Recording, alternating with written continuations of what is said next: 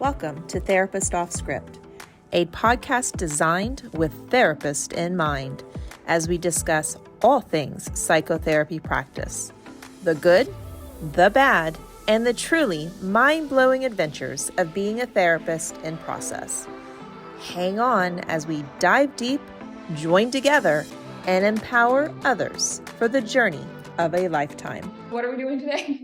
So termination, what to do when we're discharging a client, whether through our choice or not.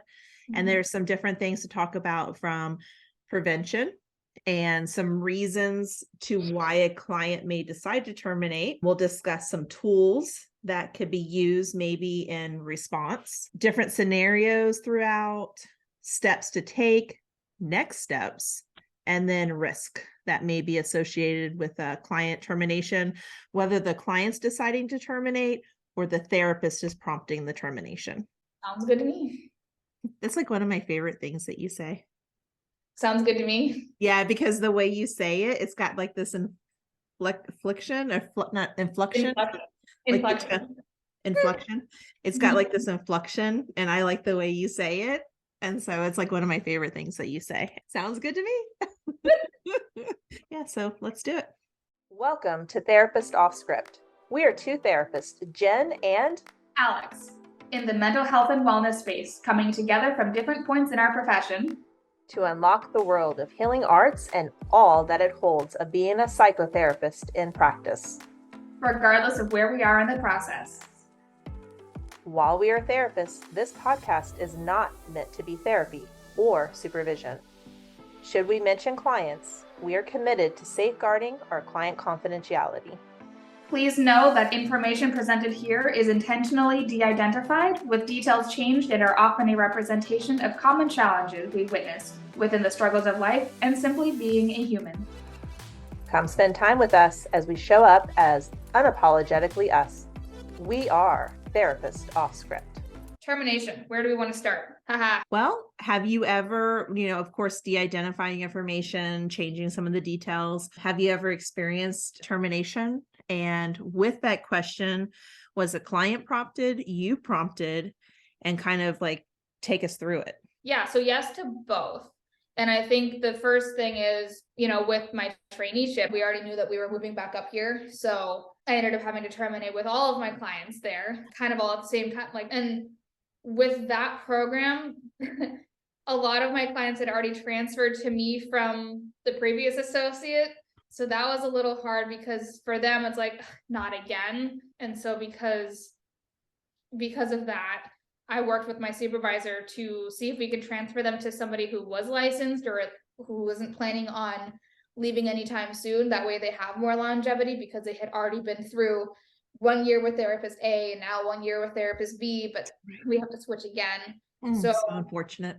Yeah. So I wanted to be as mindful of that as possible, but at the same time, there's only so much we can do because it is a predominantly trainee site. So, we did what we can. And so with that, and especially because it was also youth that I was working with, like kids 9 to 17, especially the younger ones, then, dealing with some possible abandonment issues. So I usually started the conversation at least 3 months in advance. We touched on it.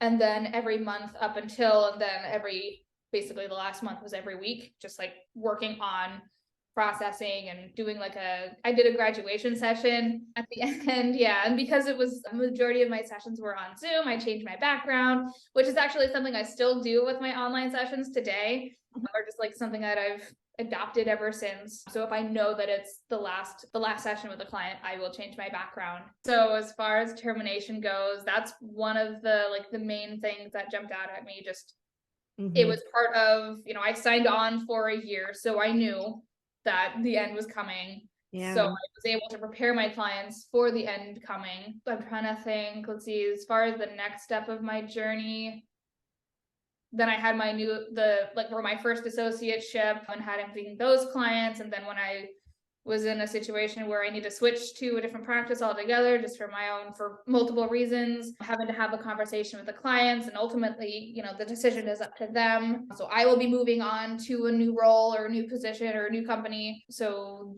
giving them the client autonomy for what they want to do moving forward. If they wanted to follow me, if they wanted to end with me and switch to another therapist at the same site, or just end services altogether. Mhm. The last two situations would be a termination regardless. In this case, they all wanted to come with me because we'd set the groundwork, and that just makes sense. Therapeutic relationship wise, we all had a really strong one. Yeah, so one of those clients ended up ghosting me, which was weird because it's one of those, I wasn't expecting it. Things were going well, but we still had stuff to work on, but sometimes you don't get that closure. So I'm okay with that. But at the same time, I still it's one of those, I wonder how they're doing because I didn't know. I don't know. Mhm. Yeah. And let's see. Same with just in general. I think that's kind of where I'm at now. Like some of my clients, we've met the therapeutic goals. And so I'm able to do the little celebration Zoom background. At the other place that I currently work at, it's an intensive outpatient partial hospitalization program. So all of the patients there, we have the various groups that they are scheduled to go to, but they also get assigned an associate MFT, or I think at this point all of the associates here are MFTs, but whatever. Social workers and PCCs, so associate, they all get assigned an associate for a weekly individual therapy session. Mhm. And so sometimes we know when their discharge date is, and so that we can plan accordingly. But there have been times where I go to work and they're like, oh yeah, this person discharged insert day. Oh, okay. So, it's, if they discharged, it means usually that they're ready to move on. But sometimes, there's administrative discharge if they're not following the calls that, we've set, or what's the AMA, against medical advice. Sometimes they leave on their own, even if we don't recommend it. So usually I'm able to say goodbye or have a, the celebration, have the celebration session, but that's not always the case. So it really doesn't matter the site or the setting or the population. You're going to get a whole wide range. And then there's, of course, the people that, they just no show or they late cancel. And then, depending on the policy too, at the other side that I work with the VA, I think it's 3 no shows and or late cancels, and then we terminate. I'm probably more flexible about that than I should be, but no, maybe I'm not. I'm trying to think now. I think it just depends on the scenario and the client. What you do for one may not be what you do for another, but it's good to have the policies and procedures in place to be able to fall back on. Yeah. And then I've got another one where they currently have a balance or they didn't pay for the previous session because the card declined. Ethically, I can't have them continue to have a balance. I do want to make sure that they're supported. So even though they haven't paid for the previous session, and even if they're not able to pay for this next session, I'd rather still hold the next session so that I can have that conversation with them, make sure that they've got, options, even if it's not with me, but for something else that they don't have to pay for or something. I don't want to ghost somebody for that reason if I can help it. I understand that there are situations where that may happen, but I think I'd rather give people the benefit of the doubt, give people the support. And at this point too, maybe just where I'm at, I'm also trying to get the hours. So there's okay, I have to get my hours, but then I also need to get paid. And if that's a slot that could be filled by somebody who's paying, at this point, I don't anticipate that slot being filled in 2 days. So I'm just going to say, I'm going to see them anyway, regardless of the outcome, and then go from there. Yeah, it's totally like a clinical judgment and professional boundaries moment where you have to, weigh the cost and benefits of, having that additional session. We talked about the policies and parameters or procedures in place to be able to respond to that. So, because there's a fine line, because us as helpers, we want to help, but we also, there's a passion, but there's also a pay component, and to be able to get both would be ideal. And so, yeah. And it just you're just highlighting having a good balance with that and taking into consideration multiple factors and being a little flexible for the benefit of your client, but then also honoring your needs also within it. So your path sounds very similar to some of the highlights of the experiences that I've also had with termination. And so I can imagine, and especially since I supervise associates, trainees and associates, I've heard similar stories Working in foster care, which I recently concluded, there is a lot of termination that happens, either the celebration of the goal, or unfortunately, a child or a teen, adolescent has been moved out of our service area. And so that's very unfortunate. We try to stay connected, or when I used to work there, we tried to stay connected with the county social worker, which is now known as a social services practitioner, in order to know if a client was being moved, so that we can have that opportunity to say goodbye to the client if we weren't going to be able to continue services, because the kids, they already face so many different attachment and abandonment issues, challenges, and the therapist has a special relationship with the clients, and they're their go-to support. And then all of a sudden you don't see your support anymore. It's just another abandonment or an attachment injury or whatever, so it's very unfortunate. But then there's also a lot of good things that come from when the client has finished their goals and you're actually heading towards termination as planned, because the client's doing well. And then similar to when I love, let me say this, it sounds like one of your practices has it built in the termination process, and also okay, trainees are only going to be there for a semester or two. So the client is aware of that. Then they get assigned an associate. The associate will have them for another year or a year and a half or whatever that looks like. And so the clients begin and the therapist begins with the end in mind. Once you're licensed, being able to carry that over is phenomenal, because I always begin my sessions with the end in mind. I tell my clients, my job is to not have a job with you, because if I don't have a job with you, that means you're doing good.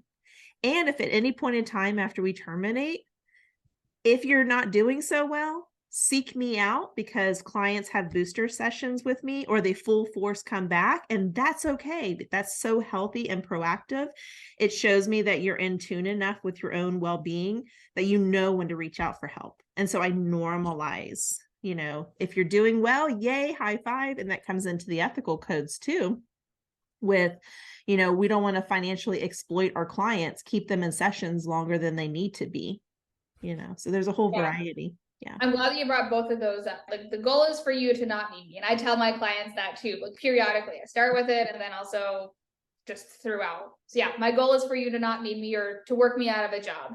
Mm-hmm. And then also, ethically, if you have your therapeutic goals that have been established and you are supposed to, I guess, measure in some way, shape, or form, where are we at with those goals? Because if you're at the point where, okay, these goals have been met, and they've shown consistency, what are we doing? So in my eyes, at that point, we either make additional goals, since, this is the first layer. If you have additional goals that you can find me as a support system for, cool. But also not cool if you don't feel like that's where we're at. These are the goals, we've met them, okay. Mm-hmm. But also know that I'm here if you need me again. Right. That's the importance of having the goals from the beginning, because it serves as a map of the destination. And yes, you may travel the map in different ways, but you eventually get to the destination. And so that's why one reason, I check in with my clients more frequently in the beginning. I ask for feedback. I tell them, if you tell me I am completely not helping you, I am okay with that. Because if you tell me I'm not helping you, it communicates to me in order to adapt and actually be able to help you. And if at the end of the day, we're just a mismatch, that's okay. I'll get you to someone who's going to be a better fit for you. And so I'll check in with my clients in the beginning, but I check in with them more frequently in the beginning. I check in them at least once a month. So every 30 days, I have a prompt that reminds me, okay, it's between the 1st and the 5th, or that first session of the month, do a deeper check-in, or not deeper, but actually, be proactive in checking in. And then every 90 days, I have my treatment plans prompting to check a deeper dive. And so I'll check in them also during that time. There's a couple tools with that you can also use. So you have the session rating scale and the outcome rating scale by David Miller. Scott D. Miller. You also have a working alliance inventory by Hovarth and Greenberg. That's very useful. And that just allows you to have like more in tune check-ins. The working alliance inventory kind of highlights if the client's at risk of dropping off in therapy. It also monitors areas of disconnect and areas of where there's a bond. So it'll give you a good insight, like a good glance into if the client is at risk of dropping off, ghosting you. So earlier when you said ghosting, I thought of one of my kids recently got a new job, and they were going in to train at this new job, and they came home and I said, how was your first day? And they said, well, I was supposed to be being trained. And so I was partnering up with a trainer and I spent the day ghosting them. Uh-oh. And I went, you spent the day ghosting them? What do you mean? Tell me more, And they're like, oh, wait, no, shadowing them. I was shadowing them, not ghosting them. Like, and that is why we ask for clarification, even if we feel like we don't need it. Like, tell me more about that, or what does that look like for you? Because it could be completely different. Absolutely. So that was a funny thing. So I'm not saying which of my kids, because I don't want to like that, but I mean it was really kind of awesome that they said that. So yeah, on the note of like the 90 days where you check in, because I use Simple Practice and it sends a reminder automatically. Yeah, but what I also do is I use the GIRP notes. Yeah, goal, intervention, response, and plan, or progress. Kind of use the P for both of those. And I have like GIRP in my note. I'll load the previous note before each session so that I can look, okay, these are the goals, these are the interventions that I use, and this, so I can kind of track that way. But then I always have the goal in mind every single session. Then especially if it's a session where like let's check in on how are we feeling about this goal, do we need any adjustments? If so, then you can adjust it then and there, and then adjust the interventions and of course the response and plan progress. Yeah, I like Simple Practice because I can, up on the side, on the hand side, I can put up documentation history, and then it drops down and you can select the treatment plan, and I can either look. So before I head into a session, I always check the plan at the end. I always read that. I might look at the intervention section to see what I did the last session. So it's kind of like equivalent to when you're sitting in a medical doctor's office and you hear the clanging of the clipboard, they're in you hear the flipping of the page. They're looking at like their SOAP note or whatever kind of format they use. So before I log in or I meet my client, like I'll look at those sections. They are so helpful. The progress note is such a great tool, but I'll click on the treatment when I'm actually writing the progress note, and I can literally copy the goal that I worked on, plug it into my clinical progress note. I also use GIRP, an expansion of it, because I work with insurances. So you probably do too. So, and then I adapt it from there and I expand upon it. So it's so helpful because every single session, I'm checking the treatment plan to see if we're on target. So yeah, I love it. So funny looking back, like growing up, like, when you go to the doctor's office or the dentist or orthodontist or any of even the chiropractor, like they always ask like, oh, how is this? Like, oh, I completely, how do you remember all of this? And then I started like going to grad school, like, oh, don't. It's the tools of the trade. Yeah. It helps, Yeah, I even have a client check-in. When I was doing more in-person sessions, I would have it was like a colorful, like very engaging, like PDF worksheet. And the client would get it when they checked in. They would get handed it and it says, what do you want to work on this session? It was a way of engaging the client that I put into place. And so they got to write out, and if you don't know what you want to work on, flip the page. And it gave ideas of like different things they could work on that's most aligned with like a treatment plan. And then it had different domains on it. So it wasn't meant to be like overwhelming. So that's why if you want to see it, flip the page. But often I don't think maybe very, very rarely, but I can't recall any, have I had a client sit in front of me and not know what they wanted to work on. So, those clients where they're like, I have no idea. I had one person one time tell me that you're going to have to like guide the session. You're going to have to like tell me what to work on, which, I mean, that makes sense. I was like kind of new back then. I'm like, oh no, I have to fill the space. Like, what is, like imposter syndrome, engage. But another thing, what's that? what did you do? I was like, well, that's not really the way I work. This is a collaborative relationship, so I was able to like, talk enough confidence in that time to get to the person that I'm not going to be carrying you this time. Sometimes I'll lead, sometimes you'll follow, vice versa. But usually the best case is we're traveling side by side, towards meeting your goals. And we're going to develop those goals together in a collaborative effort. And it also depends on your theoretical orientation too. So, because everything we do as individual therapists comes from the orientation we most resonate with. So, and using the metaphor of Mount Everest, I know we use that like climbing the Mount Everest being the journey of becoming a therapist, but I actually use that metaphor a lot with my clients. Like that is the goal of just, showing them how I approach therapy in general. Exactly that. Like I'm the Sherpa, and sometimes, it's a real rough uphill path. Sometimes it's downhill. Sometimes it's flat. Sometimes we just need to take a break, especially if there's trauma involved. Like if we just need to like not go there, cool. Yeah, take a rest. I love that. Do you want another analogy? Yes, please. Okay, so it applies to what we're talking about. So begin with the end in mind. Another thing to kind of like alleviate or mitigate the possibility of a client just not coming back or ghosting you is to discuss with the client within that first session or even in the intake call what to expect.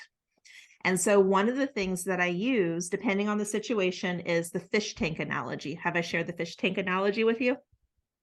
I don't think so, okay. But I know you haven't shared it with the rest of the universe. So okay, so I'll share. Okay, so my fish tank analogy is what's Nemo from? Is it Pixar? Disney Pixar. Yeah. Is it Disney Pixar? Okay, I know they combined. Back when Nemo was first, it was something. It was separate. I just imagine like the little lamp bumping across and then the spotlight. Pixar. Yeah. Pixar. But I think they're together now, right? Okay, so in Nemo, do you know how they have the fish tank? And they are colluding to make sure the fish tank gets dirty. Because if the fish tank gets dirty, if I remember correctly, the dentist would have to take them out and put them in the bags, and that would be the opportunity to be able to escape. Right. And so if you can imagine the dirtiness of the fish tank, I tell my clients when they come in, it's like their fish tank is going to get dirty. So it's like, okay, so there's risk and benefits of beginning therapy. Things could get worse before they get better. Not always. It could be very like, you could feel a great, like, what's the word I'm looking for? A great alleviation. You could have a great outcome. I mean, not great outcome, a good experience from the beginning, but there is a risk. Things will get worse before they get better. Think of a fish tank. When you start with therapy, it's like your fish tank can get green and everything's going to come out and things are going to get dirty and like you can't see through. You just see like green and dirts and bits and like all this like stuff that got like reeled up from the bottom. Because when you begin therapy, you're unlocking a lot. Sometimes you're going to pace with your clients. You don't want to throw them into the dirty fish tank away. But as we continue working together, it's like I'm treating the water with you. We're putting in some coping mechanisms. We're processing all the nitty gritty details. And eventually that green, yucky, brown stuff starts to dissipate. Right. And then eventually you're able to see through the water and see life in a new way. That's therapy. And so I'll use that analogy. And if I begin with that analogy, when they start going into therapy and they start feeling uncomfortable, they know it's normal. So they don't want to flee. They actually know it's part of the process and to expect it. And so I love that. And I think to challenge that, there's a couple of clients that I'm thinking of who, when they think that things are going well, then they flee. Because like, oh, I don't do this anymore. But then they, of course, come back shortly after when they realize they're not actually ready yet. So that's also, maybe they're used to the water being so green and brown and murky that they don't know anything better. So like, even if it's like slightly more clear, like, oh, this is it. This is what normal is. And then they realize later on, okay, no, there's more that could be clear. I didn't use that specific analogy, but I'm going to in the future. Yeah, I love analogies. Yeah. But that's part of, communicate how you're feeling. Like if things are getting worse, the same, or if things are getting better. Because I think that's another thing too. Like oftentimes with therapy, it's all about talk about your problems, talk about what's going wrong and how to fix said problems or fix what's going wrong, make things at least baseline. But there's also something to be said for, okay, let's talk about what's going well. Because if that's what we want to continue, we want to, understand what it is that is contributing to going well. And even still, how can things be better? Because there's always more. Like if we're just trying to get to baseline, okay, that's one thing, but there's more than just baseline. Yeah, I'm glad you said that, because that's another thing I was thinking about is often we'll work with insurances and we get to that point where the client is at functional baseline, they no longer meet medical necessity. That could be another reason where termination happens, where you have that conversation. Okay, insurance is no longer going to cover XYZ treatment. Do you want to switch to private pay, or do we want to head towards termination? And then having that final termination session to have the opportunity to have like a feedback session and review progress and what they, where they're at and like all of that. So yeah. So that's another reason why a client may discontinue. Also, with the fish tank, sometimes people they survive in like the murkiness of the water because they are not ready. So it's like stages of change. They're not ready to see through to the clear water yet. You also have like your systems. Once things start to clear up, the systems get out of whack because like they're used to functioning in that. So there's a whole variety of things. And so really, between the therapist and their client, they're deciding what treatment drops are going in and how much and what it looks like and the duration and the pacing of the drops. And so that way, eventually the client can come out the other side and then there's a clear picture. So that's the hope anyway. That being said, with the, they're so used to things being a certain way, even if they're not beneficial and things start getting better, then that's where maybe sometimes self-sabotaging behaviors can come back. Yep. They didn't realize, this is uncomfortable, even if it's healthier, more productive, or more functional, it's uncomfortable for them, and humans don't like change. So some people would rather just continue what they know isn't working just for the sake of not being comfortable with change, even if it's positive change. Absolutely. We see that a lot. Yeah. Yeah, there's a whole variety of what everybody's fish tank looks like, and the therapist being the professional with the experience and the skills matched ideally with the client's needs is such an important thing. And that's when I take the intake call, for example, I'm so very picky on, and not for like a negative thing, but I'm so very picky on what clients I bring on, because I know the magic that can happen in a session when there's a certain alchemy between the therapist's skill set and experience and the client's needs and life experiences, because they're the expert of their life. When those two things can come together and a good enough match, that's where the magic happens. And if I'm not that therapist, and I tell my clients, we might be 3 sessions in and we're feeling like, ooh, are we a good match? Either A, we're not a match, or B, there's a challenge there that we need to get through together, And so, but if I'm not a match, I'm going to find the therapist for you. So I normalize that also, because everybody, it's okay for them to break up with their therapist if things aren't working well. So we can go to some of the reasons. So other reasons could include logistics. So the therapist way of onboarding a client could be paperwork is a thing. Right. Different settings will have different amounts of paperwork. So if you're working with something like Medi-Cal, you're going to have an abundance of paperwork. Whereas if you're pure private pay, not so much, but there are legal and ethical things like informed consent, notice of privacy practices, and like good faith estimate. There's different things we have to do, but how we present the paperwork can overwhelm the client. They can be coming into session and so overwhelmed by life, and they're finally ready for therapy, that the paperwork can serve as a barrier. And so depending on how the therapist handles the paperwork part could be a deterrent to returning. It could be that the client is going to terminate or ghost. Another consideration is the treatment approach. So we talked about orientations. We all receive similar training, but the way that our colleges, universities approach that training may differ. It could even be the people in our cohort, the different experience we get from it. After we go through trainee, associate, and then we're licensed, then we're starting to specialize in the orientation. Everything we do comes from the orientation or orientations that we kind of gravitate towards and do therapy from. So there could be a mismatch there too. I ask my client when I'm doing an intake session, I'm like, okay, you walk into session, it's your very first therapy session. What does that look like for you?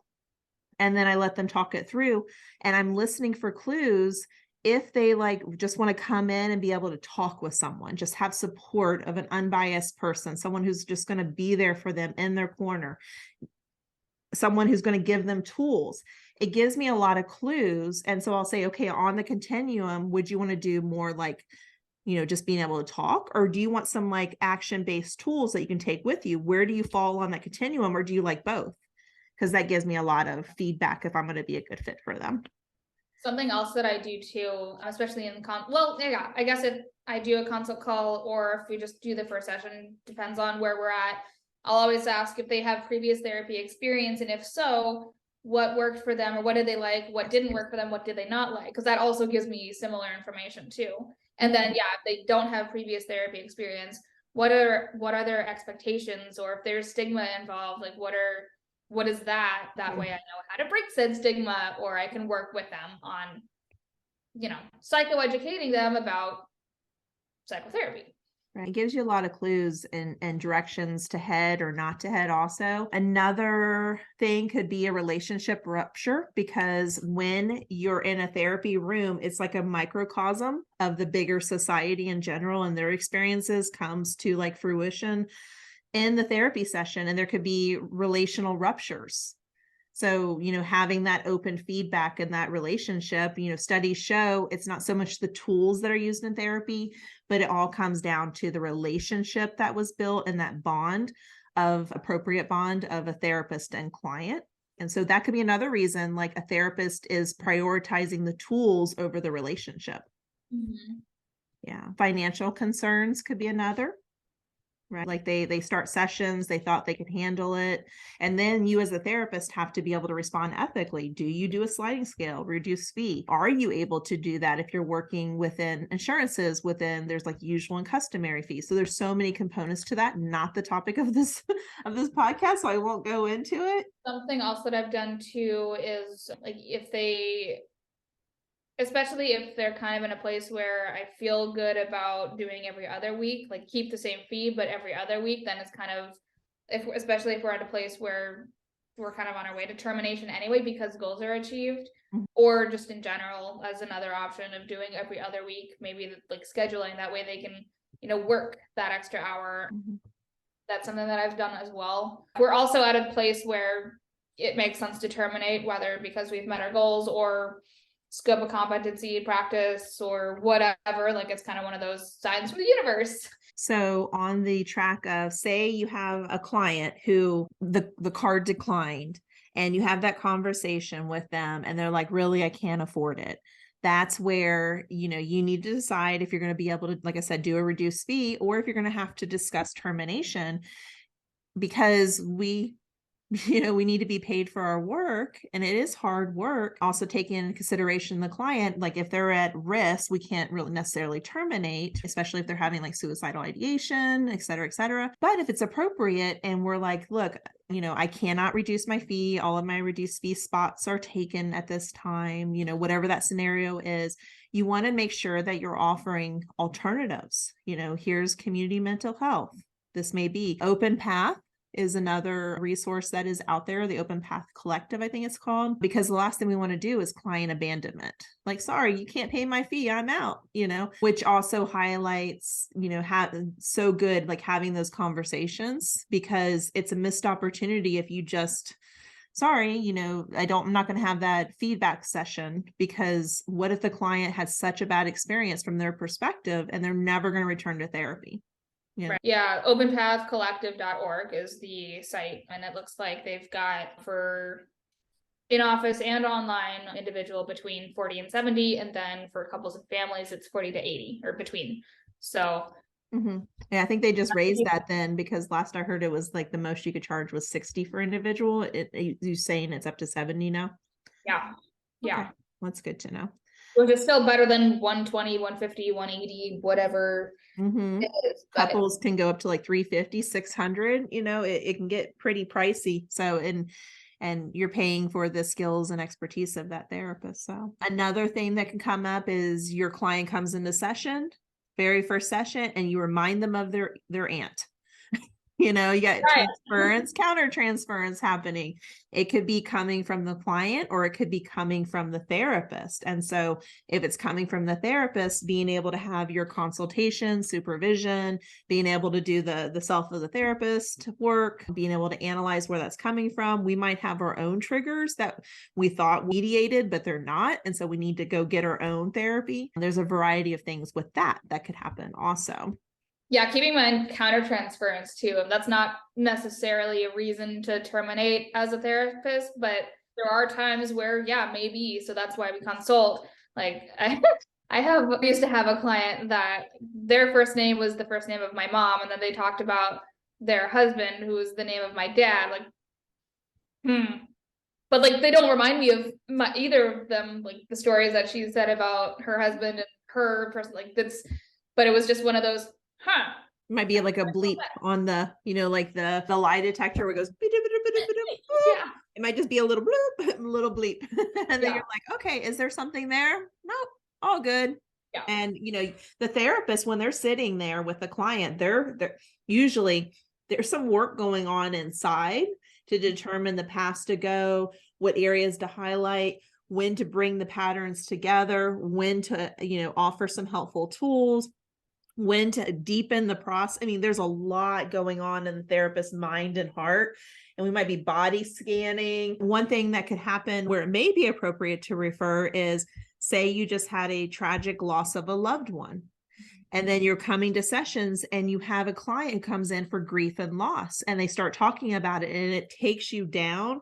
Then we're not in the capacity to be able to hold that, and that could do some damage. So that's where we may make a referral and get our own therapy. What about the idea of therapists terminating clients that are like difficult cases, maybe because they're out of the scope of practice or out of the scope of competence, or also just not wanting to deal with this case? My next little jot is outside scope of competence and practice. I swear you have intuitive ability. This is not the first time that has happened. I love it. We're on the same page. Oh my gosh. We're doing this. Oh my gosh. Oh my gosh. Okay. So if the client in front of you, and I've had this happen, have that oh shit moment, starts talking about an eating disorder, for example.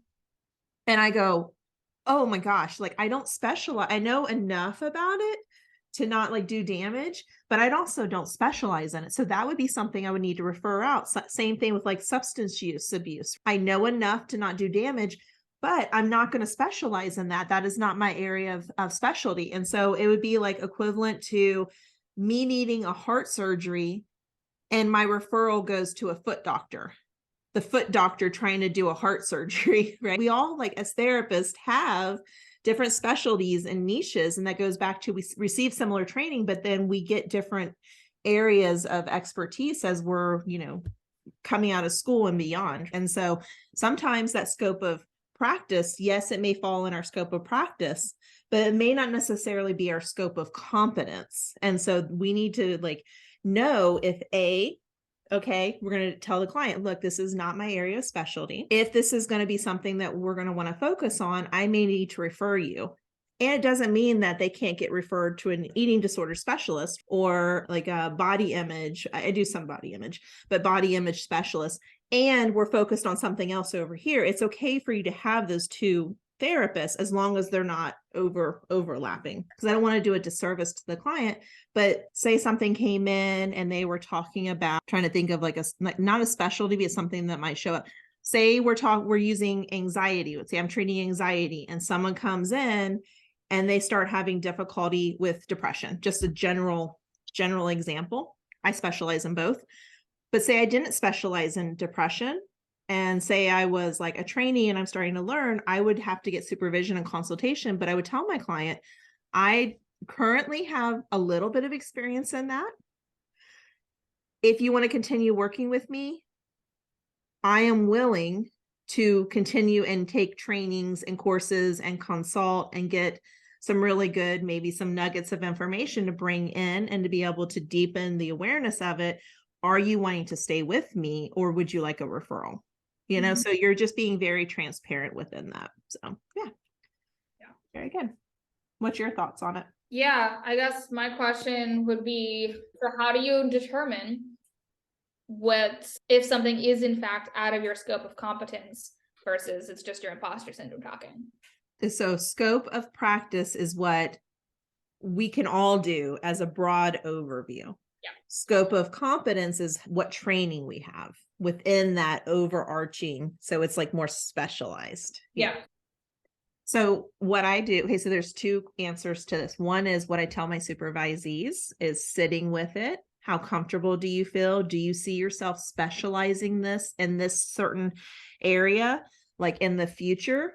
Because we don't want to do all this training. Yes, it would be beneficial for that one client, but how can we also extend it to more than just one client? The other thing is to kind of, like I said, sit with it. I guess that's my answer is sit with it, determine it. Oh, I know what the second thing was. The second thing was that highlights the importance of law and ethics, and clinical exam is for the therapist to be able to think on their feet, right? And to have like that rationalization and the reasons, and to be able to really quick through the potential paths that you can go, because you have to know at the end of the day what you are comfortable with and what you have experience in and training in. And so how do you personally do it? For me, with some things, psychosis is one of them that I don't have previous experience with. I have the training and the schooling and yada, yada, yada, and the supervision and the consultation. So I feel supported enough, but that's one of those that I'm like, I don't know. If I start feeling panicky, that's more of a thing that I can like zone in on. Like, okay, I'm feeling panicky. Is it because like I don't know what the fuck I'm doing? Or is it because I can learn what I need to do to help this client? And how do I feel about that path? Is that a path that I'm willing to travel towards the benefit of the client? And I have, like, with different scenarios, like I'll go and get different trainings and bring it into the session. That's another, like, the oh shit moment is we might not know in that moment. We rely on what we know, and then we're going to go out and we're going to do like the research and consultations and supervision, so that we are like, you know, we come back into the next session and we don't have it all figured out, but we have enough to not do a disservice or damage to the client. I think about it this way. You know, like a parent says, I am just a bad parent. I don't know what I'm doing.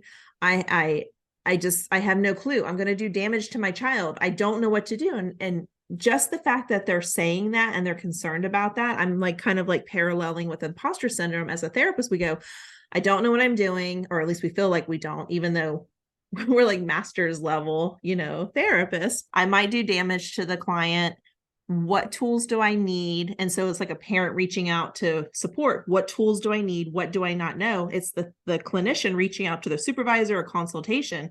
The fact that we're willing to reach out says a lot that we're a good enough therapist, and being able to have that self-compassion for self. With this case specifically, I'm thinking, I feel like I'm good enough to, you know, obviously with the support of supervision and extra trainings, but it's also something that I'm thinking of setting a boundary for. Maybe just, I can do this client and I'm, you know, able to do this and learning more things for this client. And of course, more knowledge is more knowledge.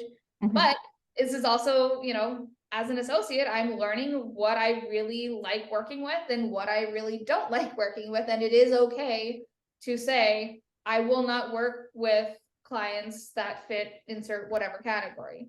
Mm-hmm. You're also highlighting the importance of when you're a trainee or associate, when you have that first session with the client, you're stating, I am an associate under the supervision of, off the bat, because we all have to start somewhere. We all have to seek out that additional training and, you know, learn and grow within the specialties. And as we're in the field and the different specialties that we're having, we're growing that ability. And, you know, some of us a lot of stuff comes naturally to us, but we still have things we have to learn. And then also, as the flip side, someone who says specialized in eating disorders, their whole trainee and associateship, for example, they get out, Yeah, escape your associate. That is not what I mean.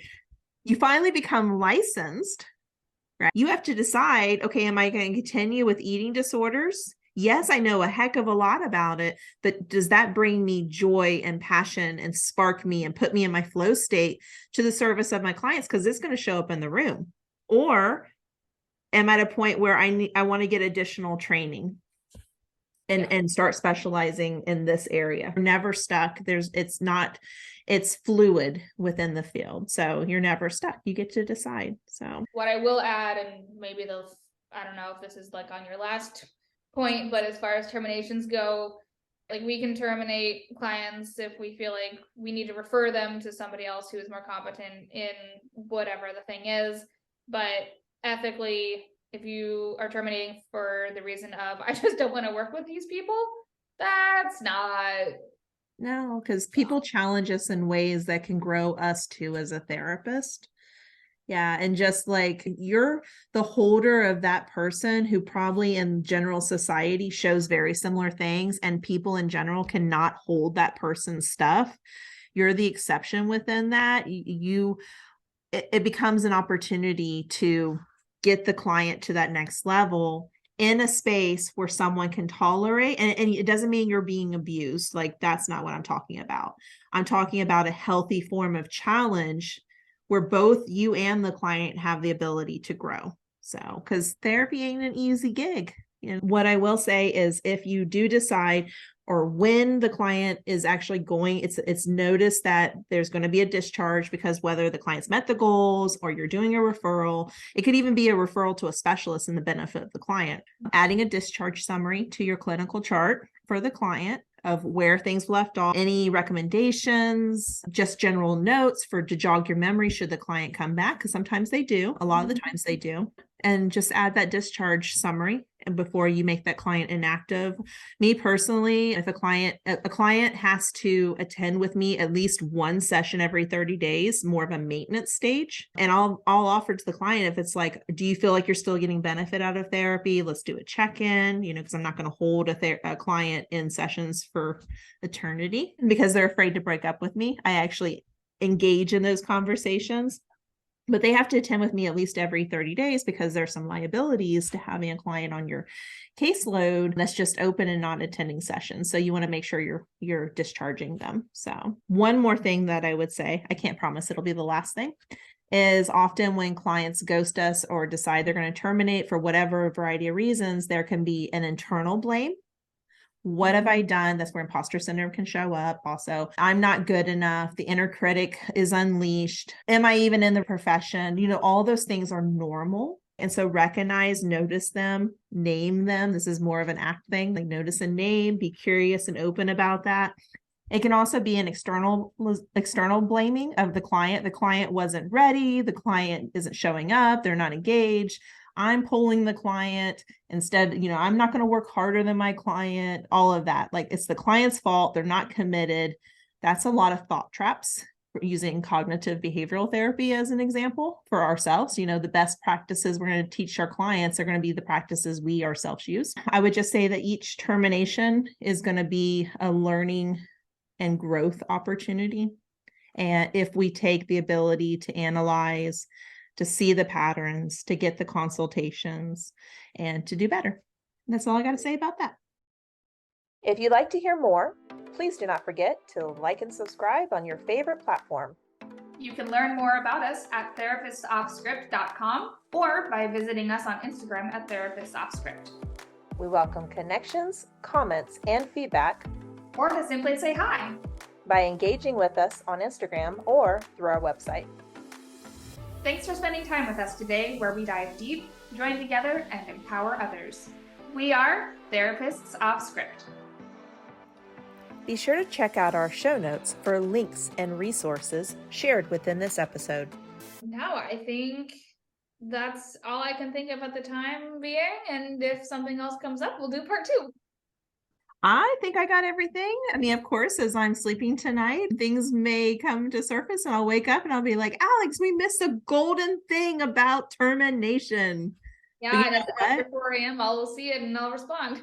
I actually think that, like, when I text you at night, I'm like, okay, she's got it off. I think, I hope, but 4 a.m. So when I wake up, there will be a response. So what I will say is we can never know everything about anything, and there's always more to learn, and that's part of it. And just never stop learning and growing towards the benefit of our client. Absolutely. And to ourselves.